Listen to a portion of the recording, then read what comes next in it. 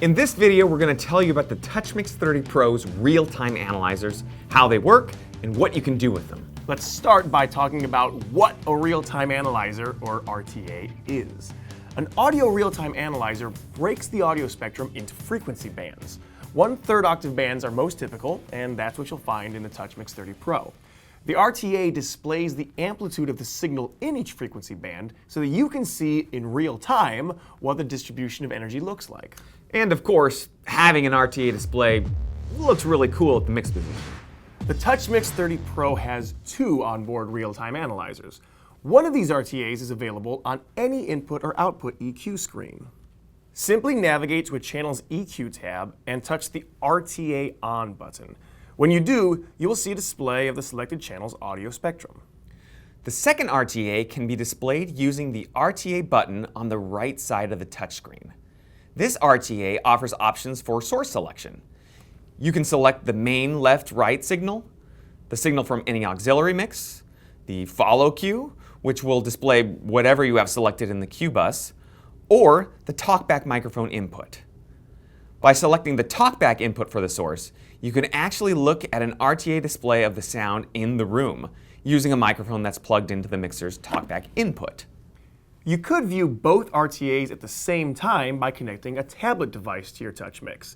You could have this second screen available at the mixer, or you could take it with you as you ring out the system. So, how can you use the RTA? Well, first, use the RTA and your ears together. Don't rely entirely on the RTA display. There's no right way that an RTA display should look. The RTA can help you identify where a tonal imbalance or feedback ring is located on the frequency spectrum, but it's not a substitute for ears and good audio judgment. Now that said, here are some examples of how to use the RTA. The input channel RTA is useful for working on a tone for a single source.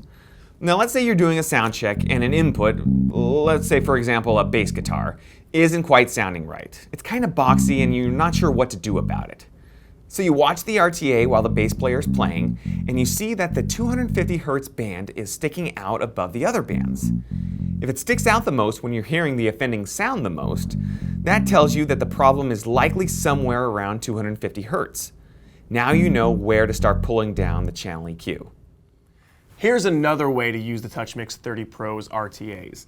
Let's say that you've set up your system and it sounded great when you played a reference track. Even the individual inputs sounded fine during sound check.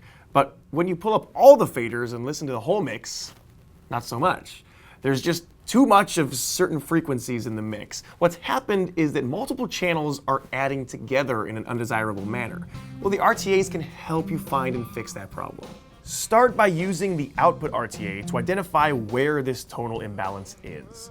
Once you've done that, you could just adjust the output graphic EQ to get the balance you want, but a better choice might be to find the individual channels that are contributing to this imbalance. Let's say that the mix sounds a bit hubby, and the output RTA is indicating too much energy on the low end. Note the frequencies that are overbalanced. Now, go to the inputs and look for sources with a bit too much of these frequencies. Maybe all you need to do is roll a bit of low end off of the bass and guitar channels to clean up the whole mix. Just remember, an instrument that sounds great on its own may not blend well with other instruments. A skilled engineer knows how to make all the instruments sit in the mix. Your RTA can help you find frequency overlap problems and get your mix dialed in. Once you've got your instruments balanced, you can still use the RTA to identify any tonal imbalances in the aux mixes. Let's say that one of your performers is complaining about a tubby sounding stage monitor. Just select the performer's output and look at what you're sending to his wedge. Looking at his signal, you see that, yes, there's an ample low end there and you can take some out without making the mix sound too thin.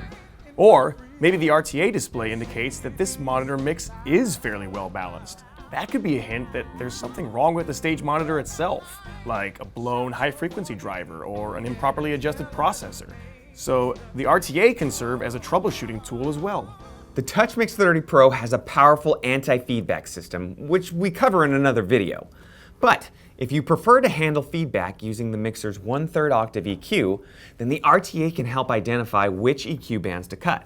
Now, you might find yourself tempted to try balancing the system with just a noise generator, a microphone, and the RTA.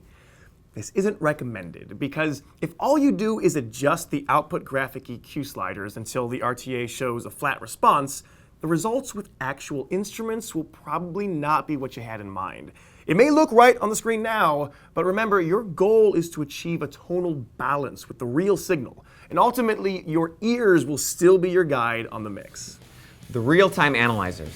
Just one more way that the QSC TouchMix-30 goes beyond mixing to help you get great results fast.